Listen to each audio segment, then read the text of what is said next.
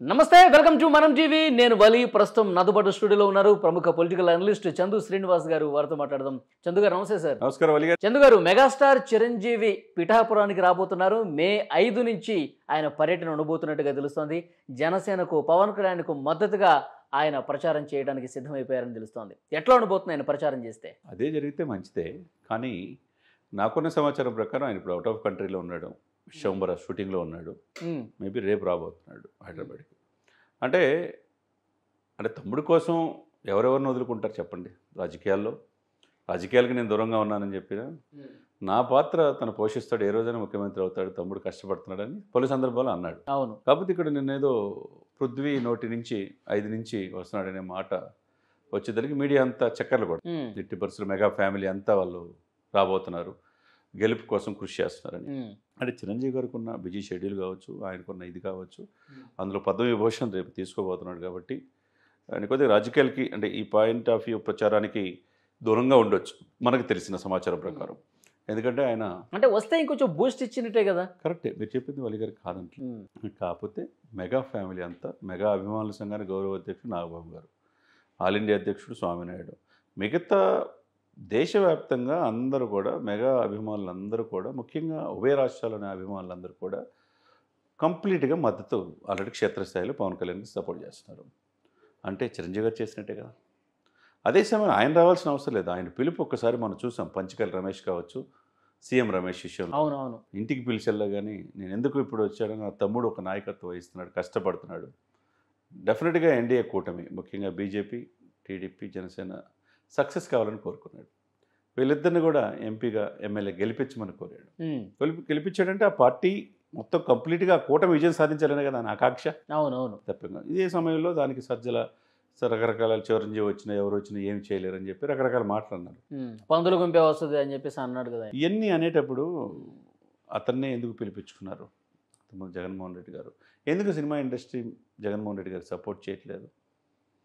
ఇవన్నీ కూడా చూసుకోవాలి. ఒక పోసాని కృష్ణమురళి అంటే పోసాని కృష్ణమురళి హీరో కాదు కదా, క్యారెక్టర్ ఆర్టిస్ట్ ఆయన. ఇప్పుడు పిఠాపురానికి చిరంజీవి గారు ఇక వస్తున్నాడా, రావట్లేదా, ఈ క్లారిటీ ఎప్పుడు వస్తుంది అంటారు? ఫ్రెండ్గా రేపు ఎల్లుండి తెలిసేది, కానీ వచ్చే అవకాశం ఎక్కువ ఉందని చెప్పి చాలా జోరుగా ప్రచారం అయితే జరుగుతుంది. వస్తే అది రాష్ట్ర వ్యాప్తంగా ప్రభావితం ఉంటుంది, no doubt at all.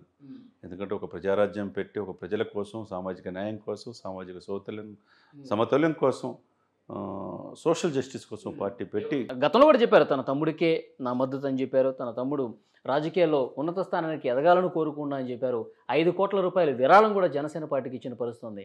So ఇవన్నీ కనిపిస్తున్నాయి కాబట్టి, సో డెఫినెట్గా ఈ కూటమికి ఆల్రెడీ సపోర్ట్ చేసిన పరిస్థితి కూడా ఉంది కాబట్టి ఇంకా ఎక్కువ ప్రభావం కనిపిస్తుంది చిరంజీవి వస్తే. ఆయన మనసులో ఏముందో రేపు ఆయన అవుట్ ఆఫ్ కంట్రీ నుంచి వస్తే కానీ తెలియదు. ఇప్పటికే అన్ని మీడియాల్లో చిరంజీవి గారు వస్తున్నారని చాలా మందికి ఆయన చెప్తున్నారండి సార్. అంటే మీరు క్లైమాక్స్లో అన్న ఒకసారి వచ్చిపోతే బాగుంటుంది అని. అంటే కాకపోతే ఇక్కడ పవన్ కళ్యాణ్ కోరుకోవట్లా.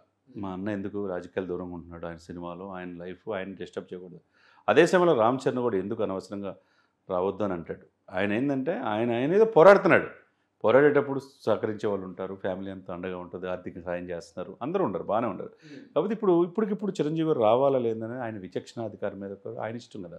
తమ్ముడి కోసం రావాలనుకుంటే రాదు, వచ్చినా రాకపోయినా ఇప్పుడున్న ఆంధ్రప్రదేశ్ పరిస్థితుల్లో నిన్న మేనిఫెస్టో ప్రకటించిన తర్వాత మేనిఫెస్టో కూడా ఆశాజనకంగా ఉంది, సర్వ ప్రజల యొక్క ఆమోదం తెలియజేసినట్టుగా ఉంది. అంటే అధికార పార్టీ కంటే ఇంకా మిన్నగా మేము ఇస్తామనేది ఆ భరోసా వాళ్ళు ఇచ్చిన పథకాల్లో మనకు కనపడుతుంది క్లియర్. ఇకపోతే పిఠాపురం అనేది 15 సార్లు ఇప్పటి వరకు పవన్ కళ్యాణ్ వెళ్ళాడు.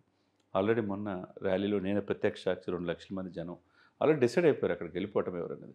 మధ్యలో పిఠాపురం ముద్రగడ పద్మనాభులు అంటారు, పోస్తానికి ఇష్టం వచ్చినట్టు మాట్లాడుతున్నారు వాళ్ళు ఏదో, కానీ ఆయన ఓడించడం ఎవరి తరం కాదు పవన్ కళ్యాణ్. మళ్ళీ మేకప్లు మాట్లాడుతున్నారు, ముద్రగడ రకరకాల మాట్లాడుతుంటారు. మాట్లాడే వాళ్ళు ఏంటంటే మాట్లాడే ఇది వల్ల ఒక 1000 ఓట్లు అదనంగా పడతాయి తప్పితే పవన్ కళ్యాణ్కి పోయేదే లేదు ఇక్కడ. వీళ్ళంతా విమర్శలంతా అట్లా ఏదైనా కానీ డిఫేమ్ చేయటం మెంటల్ గేమ్ అనమాట ఇది. అయితే పిఠాపురం వైసీపీ అభ్యర్థి వంగా గీత గారు కూడా చిరంజీవి పర్యటనకు సంబంధించి వచ్చిన వార్తల్ని మాట్లాడారు. ఆమె చిరంజీవి గారికి నేను చెల్లెలు లాంటి దాన్ని, గతంలో ప్రజారాజ్యం పార్టీ తరఫున నేను పోటీ చేశాను, గెలిచాను. సో ఆయన నా మీద విమర్శలు చేయరు, ఎందుకంటే నాకు కూడా సపోర్ట్గా నిలబడతారు, నేను కూడా ఆయనకి చెల్లెలు లాంటిదని చెప్పేసి మాట్లాడారు. తప్పులేదండి, ఆమెకి రాజకీయ పక్ష పెట్టింది ఆయన. అంతకుముందు టీడీపీలో ఉన్నా, ఏ పార్టీలో ఉన్నా 2009లో ప్రజారాజ్యం తరపున కాకినాడ టీం అని చెప్పి చిరంజీవి గారు, పవన్ కళ్యాణ్ గారు కూడా ఉన్నారు దాంట్లో. వంగా గీత గారు ప్రజల నాయకురాలుగా మంచి పేరుంది కాబట్టి ఆమెకే ఇవ్వమని చెప్పి ఆ రోజు టికెట్ ఇప్పించిన వాళ్ళు అన్నదమ్ములు ఇద్దరు ఉన్నారు. ఆ కాకినాడ నుంచి 2009 ప్రజారాజ్యం తరపున గెలిచింది. ఆ తర్వాత క్రమంలో రాజకీయ ఈక్వేషన్లో భాగంగా 2014, 19, 2024 ఇప్పుడు ఏంది కాకినాడ ఎంపీ నుంచి పిఠాపురంకి వచ్చింది. పిఠాపురం రావటం వచ్చేవాళ్ళు కాదు యాక్చువల్గా. పవన్ కళ్యాణ్ పోటీ చేస్తున్నాడు అంటే డెఫినెట్గా వచ్చేవాళ్ళు కాదు. ఊహించిన పరిణామాలతో ఎవరు ఎక్స్పెక్ట్ చేయలేదు. వంగగీత తెలీదా ఫస్ట్? తెలీదు ఆల్రెడీ భీమవరం అనుకున్నారు. కళ్యాణ్ గారికి పిఠాపురం ఇస్తున్నారనే చర్చ వచ్చినప్పుడే మన ముఖ్యమంత్రి జగన్మోహన్ రెడ్డి గారు వంగగీత గారిని తాడేపల్లికి పిలిపించి మీరు అక్కడ పోటీ చేయాలి, మీరు కాకినాడ సిట్టింగ్ ఎంపీగా ప్రస్తుతం ఉన్నప్పటికీ కూడా మీరు పిఠాపురం ఎమ్మెల్యే స్థానానికి వెళ్ళాలి, పవన్ కళ్యాణ్కి ధీటుగా మీరు అక్కడ ప్రచారం చేయాలని చెప్పేసి అన్నారు. అది అనుకున్నారు. కానీ అది యాక్చువల్గా ఏంటంటే సీఎం గారికి కావచ్చు, అధికార పక్షానికి ఎవరికి తెలియదు. భీమవరం పోటీ చేస్తాడు, లేకపోతే తిరుపతి, గాజువాక సస్పెన్షన్లో పెట్టి ఉన్నట్టున్న వ్యూహాత్మకంగా ఈలోపు ఉదయ్ శ్రీనివాస్తో పిఠాపురంలో సంస్థాగతంగా స్ట్రక్చర్ ఏర్పాటు చేసుకున్న తర్వాత ఎంటర్ అయ్యాడు. ఈయన అమాయకంగా ఎంటర్ అవ్వాల. ఈ పొజిషన్లో ఆయన ఎంటర్ అయ్యేతలకి ఎప్పుడైతే ఈయన ఎంటర్ అయ్యాడో అప్పుడు గీతాన్ని కన్ఫర్మ్ చేసి ఎంపీ నుంచి ఎమ్మెల్యేకి పంపించారు. ఇప్పుడు ఆమె చెప్పినంత మాత్రం నేను చెల్లిని నన్ను విమర్శించరు, ఆయన ఆశీస్సులు నాకు కావాలన్నప్పుడు ఆయన ఈమె చెల్లెలే. ఏ విధంగా చెల్లి? ఇటువంటి చెల్లెళ్ళు వేల మంది, లక్షల మంది ఉంటారు అభిమానించే చెల్లెలు. కానీ ఆయన బ్లడ్ రిలేషను పవన్ కళ్యాణ్. ఆయన చూస్తా పెరిగాడు, అన్నను చూసి రాజకీయాల్లో నేర్చుకున్నాడు. ఈ రోజున ఒక సేవా తత్పరత అలవాటు చేసుకుని ముఖ్యమంత్రి స్థాయికి ఎదిగాడంటే తమ్ముడిని కోరుకుంటాడు తప్పితే చెల్లిని కోరుకోడు కదా. ఇక్కడ తమ్ముడికి పూర్తి సపోర్ట్ చేస్తాడు. అందుకని గోదావరి జిల్లాలో పుట్టినాడు కాబట్టి, నరసాపురం మొగల్తూరులో వాళ్ళు పుట్టారు కాబట్టి వాళ్ళకి ఆ ఎమోషన్ అటాచ్మెంట్ గోదావరి జిల్లాలో ఉంటుంది.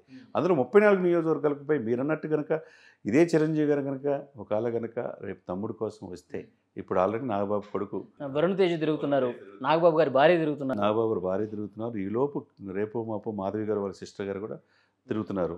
తర్వాత క్షేత్రస్థాయిలో జబర్దస్త్ కావచ్చు, పవన్ కళ్యాణ్ అభిమానించే ప్రతి ఒక్కరు కూడా తిరుగుతున్నారు. దీంతోపాటు ఫారెన్లో, అమెరికాలో ఉన్నవాళ్ళు, దుబాయ్లో ఉన్నారు, ఆస్ట్రేలియా ఉన్నవాళ్ళు, లండన్లో ఉన్నవాళ్ళు, వీళ్ళందరూ కూడా వచ్చి సెలవులు పెట్టి వచ్చి ఇంటింటికి ప్రచారం చేస్తున్నారు సార్. అంటే ఆయన ఎట్టి పరిస్థితుల్లో చట్టసభలో చేసుకోవాలి. Nicol's white paper. వాళ్ళు వైసీపీ నుంచి విమర్శ వస్తుంది, అందరూ దిగిపోయి టీవీలో కనిపించేవాళ్ళు, సినిమాల్లో కనిపించేవాళ్ళు ప్రతి ఒక్కళ్ళు తిరిగేస్తున్నారు, ఏంది ఆయన గెలుపు మీద ఇంకా మీకు నమ్మకం లేదా అని చెప్పి కౌంటర్ ఇస్తున్న పరిస్థితి ఉంది. విమర్శించేవాళ్ళు విమర్శిస్తూనే ఉంటారు సార్. ఇప్పుడు ఏంటంటే ఇక్కడ గెలవటం ముఖ్యం. పద్దాలు ఓడిపోవడానికి పవన్ కళ్యాణ్ సిద్ధంగా లేడు, క్లారిటీ వచ్చేసింది. 21 మంది ఎమ్మెల్యేలని గెలిపించుకొని అసెంబ్లీలో తన వాడివేడి ప్రసంగాలతో కావచ్చు, రేపు ఎవరు ముఖ్యమంత్రి డిసైడ్ చేసేది కూడా పవన్ కళ్యాణ్ అవుతుంది. ఎందుకంటే అంత ఈజీ కాదు. చంద్రబాబు నాయుడు, లోకేష్ గారి కోరిక ప్రకారం వాళ్ళ నాన్న సీఎం అని అనుకున్న 21 స్థానాలతో ఎవరు ముఖ్యమంత్రి అది కూడా డిసైడ్ చేసేది ఎట్లా? ఎందుకంటే ఆయన మెజార్టీ సీట్స్ వస్తాయి సార్. 15 నుంచి 18 సీట్లు జనసేనకు వచ్చే పరిస్థితి ఇప్పుడు ఉన్నది. ఎంత? 15 నుంచి 18 సీట్లు. ఓకే. ఎందుకంటే చాలా సంఘటనలు జరిగినాయి ఈరోజు. అనుకోని విధంగా ఓటు పోలరైజేషన్, ఓటు ట్రాన్స్ఫర్మేషన్ అవటం, బీజేపీ, జనసేన, టీడీపీ కలిసి సంయుక్తంగా ముందుకెళ్ళటం అనేది ఓవరాల్గా రాష్ట్ర వ్యాప్తంగా మనం చూస్తున్నాం. ఈ పరిణామాలు అధికార పార్టీ ఏం చేయలేదు అనేది ప్రధానంగా ప్రతిపక్షం మేనిఫెస్టో ద్వారా చెప్పగలుగుతుంది. ఇదే సమయంలో సెలబ్రిటీస్ వస్తారు, అభిమానించే వాళ్ళు వస్తారు, రాకూడదని అంటానికి ఏమి లేదు. పిఠాపురం ఎవరి సొంత అడ్డా కాదు కదా, ఎవరికి అడ్డా కాదు కదా. అసలు యాక్చువల్గా అంటే ఉభయ గోదావరి జిల్లాలో వాళ్ళు పుట్టి పెరిగారు. వీళ్ళందరికంటే ఎక్కువ చిరంజీవి గారి ఫ్యామిలీకి ఉంది. మరి అదే ఉభయ గోదావరి జిల్లాలో ఓడిపోయారు కదా. ఓడిపోయారు, చిరంజీవి గారు ఓడిపోయారు, పవన్ కళ్యాణ్ గారు. ఓటమి విజయానికి నాంది సార్. మనం చాలామంది స్వామి వివేకానంద చెప్పుకున్న, అరిస్టాటిల్, సోక్రటీస్ లాంటి మేధావులు చెప్పిన విజయం, ఇందిరాగాంధీ లాంటి వాళ్ళు ఓడిపోయారు ఈ దేశంలో. పివి నరసింహారావు లాంటి వాడిని ఓడించిన వ్యక్తి. రాజశేఖర రెడ్డి గారు ఎన్ని సంవత్సరాలు పట్టింది ముఖ్యమంత్రి అవడానికి? పోటీ చేసిన మొదటిసారి ఓడిపోలేదు కదా. అట్లా అనుకుంటే ఒలి గారు, ఇది రాజకీయాల్లో పాలిటిక్స్ తెలిసినట్టు సక్సెస్ అవుతారు. నిజాయితీ గల నాయకులు ఎలా అవుతారు? ఇప్పుడు చిరంజీవి గారు వచ్చినా రాకపోయినా పవన్ కళ్యాణ్ గారి గెలుపు 100% అయిపోయింది అంటారా? డిసైడ్ అయిపోయింది సార్. గెలుపు అనేది ఎప్పుడైతే ఏ రోజైతే నామినేషన్ వేశారో ఆ రోజు గెలుపు ర్యాలీలాగా లేదు, విజయోత్సవ ర్యాలీలాగా ఉంది. ఆ రోజే గెలిచిపోయాడు ఆయన. ఇక మెజారిటీ పాయింట్ ఆఫ్ వ్యూ చూసుకోవాల్సింది. చిరంజీవి గారు వచ్చినా రాపోయినా పవన్ కళ్యాణ్ గారిని పిఠాపురం ప్రజలు అఖండ మెజార్టీతో గెలిపించబోతున్నారు. పోలవరానికి ₹1 ఇచ్చినట్టు డెఫినెట్గా సార్, అది కూడా మంచి పరిణామంగా. ఇక ఇప్పుడు ఈ రోజున ప్రపంచవ్యాప్తంగా కార్మికుల దినోత్సవం మీ మనం టీవీ సందర్భంగా మనం ప్రపంచవ్యాప్తంగా ఉన్న కార్మికులు వాళ్ళేందే లేదు ప్రపంచం. వాళ్ళు ప్రాణాలు సైతం పణంగా పెట్టి మనం పోరాడుతారు. వాళ్ళకి కార్మిక దినోత్సవం మీడియా శుభాకాంక్షలు తెలియజేస్తూ, వాళ్ళకి పోలవరం నిర్వాసితమైన అంటే తట్టాబుట్ట సర్దుకొని అన్నీ కోల్పోయిన వాళ్ళు పాపం వలస వెళ్ళే సమయంలో వాళ్ళని ఆదుకుని, అంటే వైసీపీ ప్రభుత్వం ఏం చేయలేదు వాళ్ళకి. ఏం చేయలేదు కదా. పోలవరం పూర్తి చేయకపోగా నిర్వాసితులు కూడా సరైన న్యాయం అందరికీ అందలా. ఇదే సమయంలో ఆయన ₹1 కోటి ఇవ్వాల్సిన అవసరం లేదు. ₹1 కోటి ప్రకటించడం రకంగా వాళ్ళకు ఒక భరోసా, ఒక ఊరట లభించినట్టే కదా. పవన్ కళ్యాణ్ ఇట్లాంటివే కాదు, కొన్ని కోట్ల రూపాయలు. అంటే ఎలక్షన్ టైంలోనే ఎందుకు ఇవ్వాల్సి వచ్చింది? ఈ రోజు మీరు ఎందుకు అంటున్నారు వలి గారు? అంటే మేడే అని చెప్పి మేడే కార్షిక కర్మ వాళ్ళదే అని పవన్ కళ్యాణ్ లెల్లింగ్ సెంటర్ ఉంది. ఎవరైతే ఈ సమాజానికి దూరంగా ఇమ్యూలేటెడ్ గురయ్యారో, లేకపోతే వాళ్ళకి అవసరం నీడీ పీపుల్ ఉన్నారో ఎప్పుడైనా ఇవ్వచ్చు. వాళ్ళ ఐటీజీ ఎగ్జామ్షన్ ఉంది, వాళ్ళకి ఆర్గనైజేషన్ ఉంది. కాబట్టి రాజకీయాలు అనేది ఒకటి ఇప్పుడు వస్తుంది కాబట్టి ఈ రోజు కాదు. ఆయన 34 కోట్ల రూపాయలు కౌలు రైతులకు ఇచ్చిన, పార్టీ ఆఫీసులు కడతానికి బిడ్డల డిపాజిట్లు తీసుకొచ్చిన, లండన్ నుంచి ఉద్వానం కోసం, బాధితుల కోసం, కిడ్నీ వ్యాధిగ్రస్తుల కోసం డాక్టర్ని పిలిపించిన, అంతా సొంత డబ్బే. ఏ రోజన్నా వలి గారు మనం మాట్లాడుకుందాం, జగన్మోహన్ రెడ్డి గారి సొంత సంస్థలు ఉన్నాయి.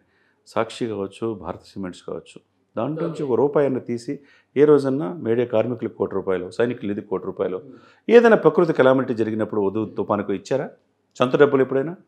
పవన్ కళ్యాణ్ లాంటి ఆ విషయంలో పవన్ కళ్యాణ్ తర్వాత ఎవరైనా దాన్ని అప్రిషియేట్ చేయాలి.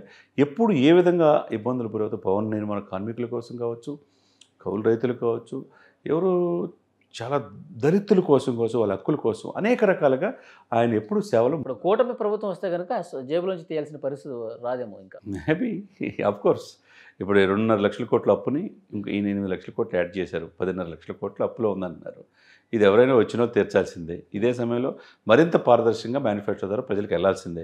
మీరు అన్నట్టు సొంత డబ్బులు ఇక పక్కన పెట్టేసేసి ప్రభుత్వం తరఫున ఒక బాధ్యతగా ఇంకా మరింత సేవ చేయడానికి అవకాశం ఉంటుంది. ఆయన అల్టిమేట్గా ప్రజల కోసం నా జీవితం, నా చివరి రక్తపు బొట్టు వరకు ఆంధ్రప్రదేశ్ ప్రజల కోసం ఉంటానని చెప్పి మాట ఇచ్చాడు. ఆయనకి ఎదురుగా మోదీ గారి అండాదండ ఉన్నాయి.